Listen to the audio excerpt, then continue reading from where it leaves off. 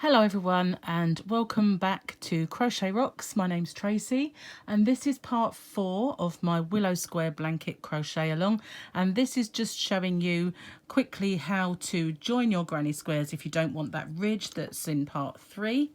And this will just be done with a darning needle, which I've already threaded with the white corresponding edging yarn, so it's quite simple. And again, I start by going in the centre of my 3 corner and go into the one on the opposite side, exactly the same on the corner, and just join them together, going through both loops. Leave a very long, generous tail because you really do need to secure these tails and sew them in ultra securely. Because, you know, there's nothing worse than seams coming undone. So I have been known to give this a little tie for now because we want it to stay secure. And that just keeps it there. So what we do is I go into the 2 loops as if the same 2 loops that you would if you were going into the stitch. And then the corresponding on the other one, that we're doing this with the right side facing, and just sew it through.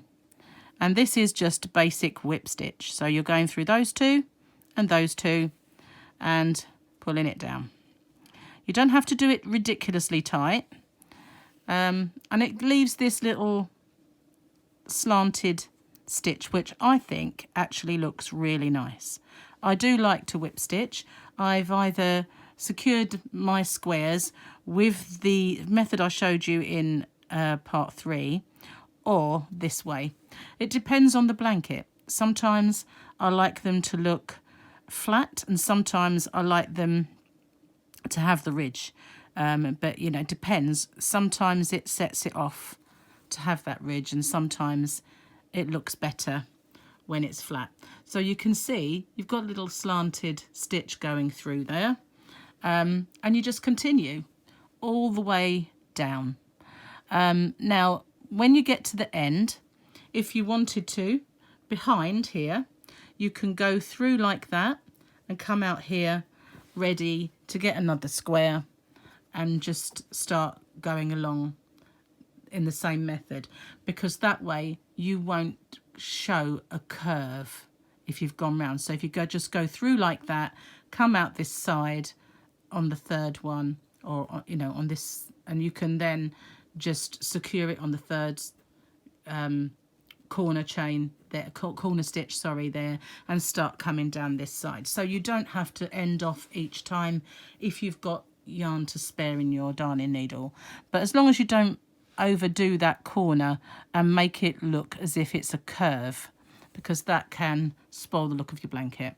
So that's just basically how to whip stitch them together.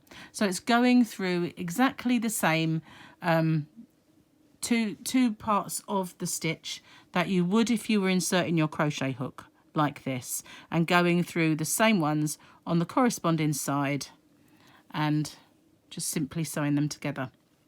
So I'm not going to carry on any further because I'm not doing mine like this. I'm going to secure mine with the ridge, so I don't really want to sew any further and have to unpick the whole thing. But it looks effective, just as nice.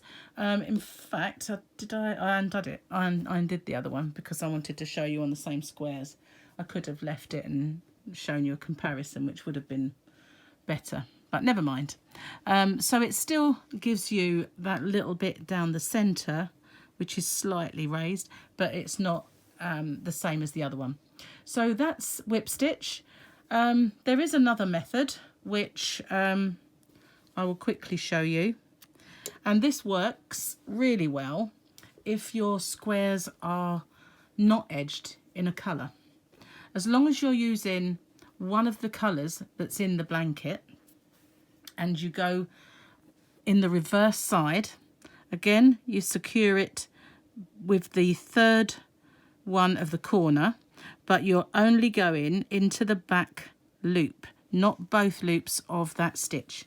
So you go in each one, and as again I will just give that a little tie to make it secure, and then going through those back loops only, we catch just those two.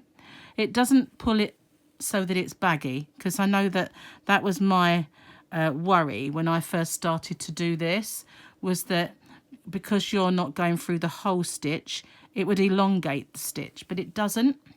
So you just go through those back loops and whip stitch all the way down. I'm going to have to undo all these to make my blanket. So, right, I'll go a bit further.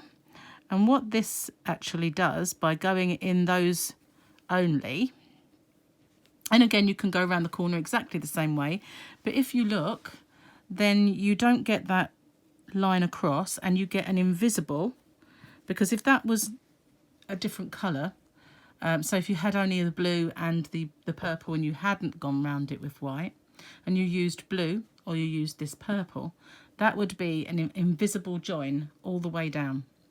And so it just secures, so you don't see it from the front, and you get this little line going down here, which is just the other side of those stitches, those other loops. But that's going through the back, and that gives you a lovely invisible join. So that's 3 methods. So hopefully one of those is going to suit you. If not, pop a little note in the description and tell me how you like to secure your squares. It may be a little bit different to mine, but it'd be great to hear from you. So thanks so much for watching. And once again, if you wouldn't mind, just pop in onto that little subscribe button and the bell. You'll get informed when there are new videos. And if you could, please like and share this video, because I'm really trying to grow this channel and bring you more content like this. So thanks so much for watching, and bye bye for now.